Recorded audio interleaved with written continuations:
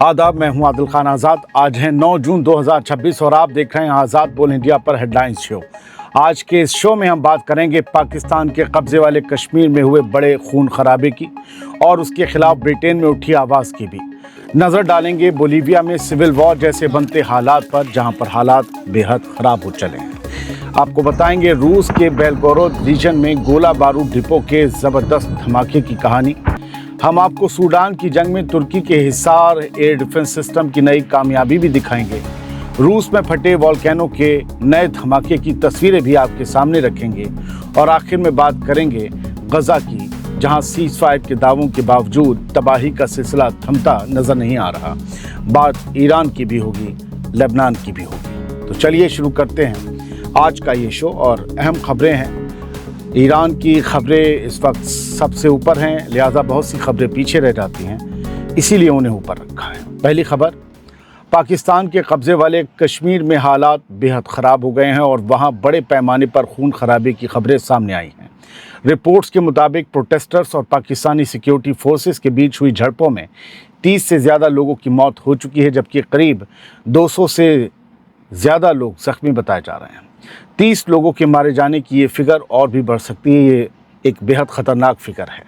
9 जून को ये टकराव उस वक्त भड़का जब पाकिस्तान के कब्ज़े वाले कश्मीर में लंबे अरसे से महंगाई, सियासी मसलों और दूसरे मुद्दों पर आवाज़ उठाने वाली जॉइंट अवामी एक्शन कमेटी यानी जाग पर पाबंदी लगा दी गई।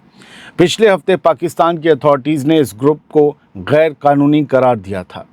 रवाला कोट इलाके में हालात उस वक्त और बिगड़ गए जब एक कारोबारी की मौत पर गुस्सा फूट पड़ा। इल्ज़ाम है कि जुमे की रात पुलिस के साथ टकराव के दौरान उसे गोली लगी थी। उसके बाद बड़ी तादाद में प्रोटेस्टर्स अस्पताल के बाहर जमा हो गए, जहां उसकी लाश रखी गई थी। रिपोर्ट्स के मुताबिक जब सिक्योरिटी फोर्सेस ने प्रोटेस्टर्स को हटाने की कोशिश की तो हालात बेकाबू हो गए। मकामी अफसरों का दावा है कि कुछ प्रोटेस्टर्स ने ऑटोमेटिक राइफल्स, पेट्रोल बम और दूसरे हथियारों का इस्तेमाल भी किया, जिसके बाद कई इलाकों में झगड़े फैल गए। फिलहाल 9 जून को पाकिस्तान ऑक्युपाइड कश्मीर में हालात बिगड़ रहे हैं। ये पूरा मामला ऐसे वक्त सामने आया है जब जुलाई में होने वाले इलेक्शन को लेकर भी इलाके में नाराज़गी बढ़ रही है। पीओके में जाक उन 12 सीटों का अपोज कर रही है जो रिफ्यूजीज़ के लिए रिजर्व रखी गई हैं। यानी पाकिस्तान के कब्जे वाले कश्मीर में सिर्फ सियासी तनाव ही नहीं बल्कि सड़कों पर खुला टकराव भी शुरू हो चुका है। अगर हालात जल्द काबू में नहीं आए तो आने वाले दिनों में वहां और ज़्यादा बदअमनी और खून खराबा देखने को मिल सकता है। इसी सिलसिले में एक और ख़बर है। पाकिस्तान के कब्ज़े वाले कश्मीर में हुए खून खराबे की गूंज अब ब्रिटेन तक पहुंच गई है। 9 जून की सुबह से ही लंदन में पाकिस्तान हाई कमीशन के बाहर प्रोटेस्ट की खबरें सामने आती रहीं, तस्वीरें भी आती रहीं। बड़ी तादाद में लोग यहां पाकिस्तान आर्मी, आसिम मुनीर और पाकिस्तान के कब्ज़े वाले कश्मीर की हुकूमत के ख़िलाफ़ नारेबाजी करते दिखाई दिए। सोशल मीडिया पर सामने आए वीडियो में प्रोटेस्टर्स पाकिस्तान आर्मी पर आम लोगों के खिलाफ ताकत का इस्तेमाल करने का इल्ज़ाम लगा रहे हैं। एक नारे ने ख़ास तौर पर लोगों का ध्यान खींचा जो इस वक्त सोशल मीडिया पर वायरल हो रहा है। इस नारे में कहा गया कि पाकिस्तान की आर्मी की कंपैरिजन कुत्तों से करना भी कुत्तों की तौहीन है। पहले आप अपनी तस्दीक के लिए उन नारों को सुन लीजिए, उस प्रोटेस्ट को सुन लीजिए, ताकि सरहद पार बैठे हमारे व्यूअर्स भी कश्मीरियों की नाराज़गी को समझ सकें।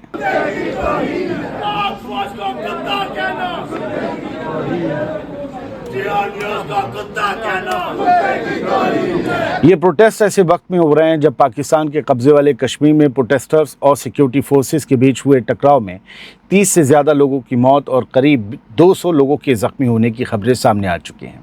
उधर रिपोर्ट्स के मुताबिक ब्रिटेन के 30 मेंबर ऑफ पार्लियामेंट ने भी इस पूरे मामले पर ख़त लिखकर फ़िक्र का इजहार किया है और पाकिस्तान के कब्जे वाले कश्मीर में हुए खून खराबे पर सवाल उठाए हैं। यानी मामला अब सिर्फ पाकिस्तान के कब्जे वाले कश्मीर तक महदूद नहीं रहा। सड़कों पर हो रहे प्रोटेस्ट, ब्रिटिश सियासतदानों की दखलंदाजी और बढ़ती तनकीद ये दिखा रही है कि पाकिस्तान को इस मसले पर इंटरनेशनल प्रेशर का भी सामना करना पड़ सकता है। बोलीविया में हालात अब किसी सिविल वॉर जैसे दिखाई देने लगे हैं। मुल्क पिछले 36 दिनों से ज़्यादा वक्त से जनरल स्ट्राइक की गिरफ्त में है और अब टकराव सिर्फ सियासत तक महदूद नहीं रहा बल्कि सड़कों पर खुली भिड़ंत की शक्ल ले चुका है। रिपोर्ट्स के मुताबिक हुकूमत ने एक नया कानून पास किया, बोलीविया की हुकूमत ने, जिसके बाद प्रेसिडेंट रोड्रिगो पाज को प्रोटेस्टर्स के खिलाफ आर्मी इस्तेमाल करने का इख्तियार मिल गया है इस रूल के पास होने के बाद। इसके बाद पुलिस और फौज ने सांता क्रूज डिपार्टमेंट के सैन जूलियन इलाके में स्ट्राइक ब्लॉकेट्स हटाने के लिए जॉइंट ऑपरेशन शुरू कर दिया।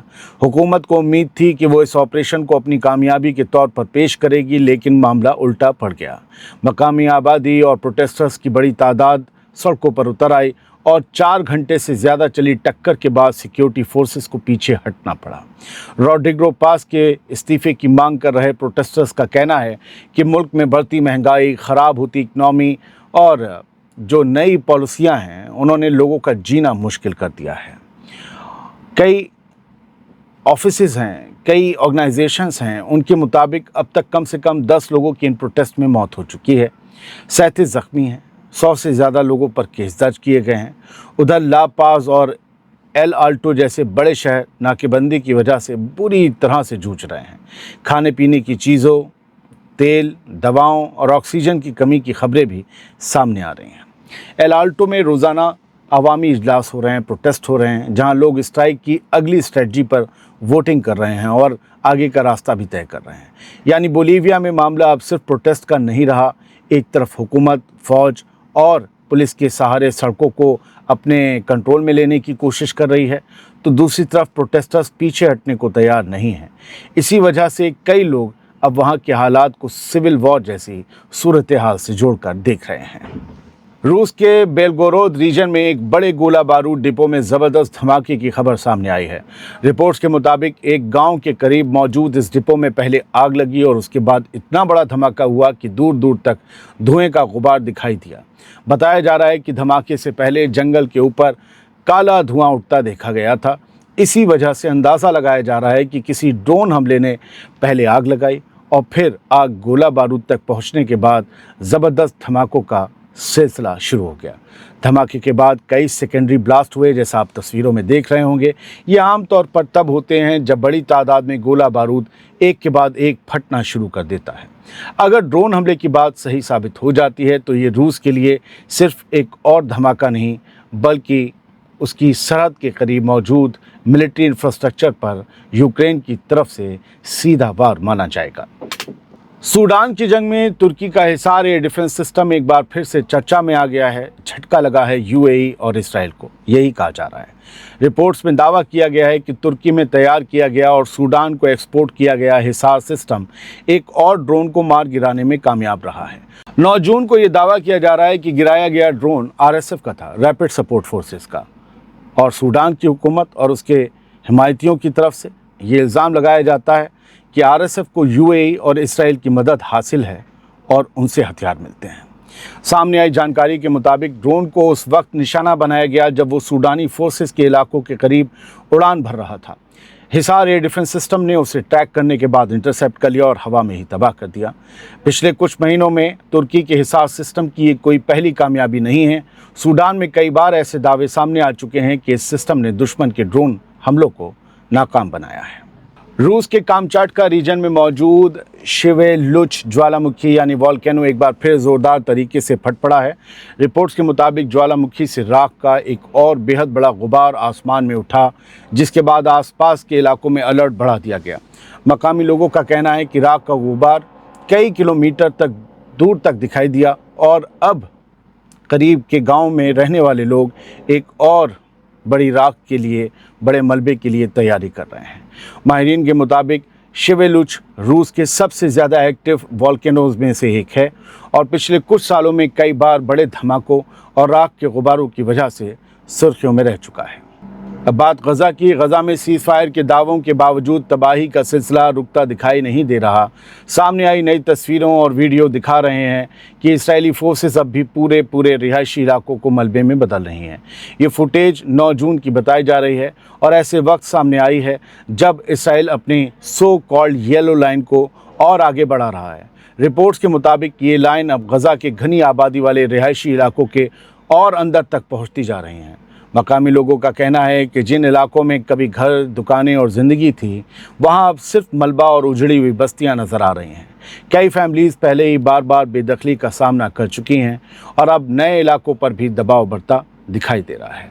यानी सीज़ फायर नाफिज होने के बाद भी गज़ा में ज़मीन पर तस्वीर नहीं बदली, बमबारी, तबाही और लोगों की बेदखली का सिलसिला अब भी बदस्तूर जारी है, जबकि हज़ारों फैमिलीज़ एक तवील मुद्दत के लिए बहुत ही बुरे हालात में, मजबूरी भरे हालात में और बेदखली वाले हालात में ज़िंदगी गुजारने पर मजबूर हैं।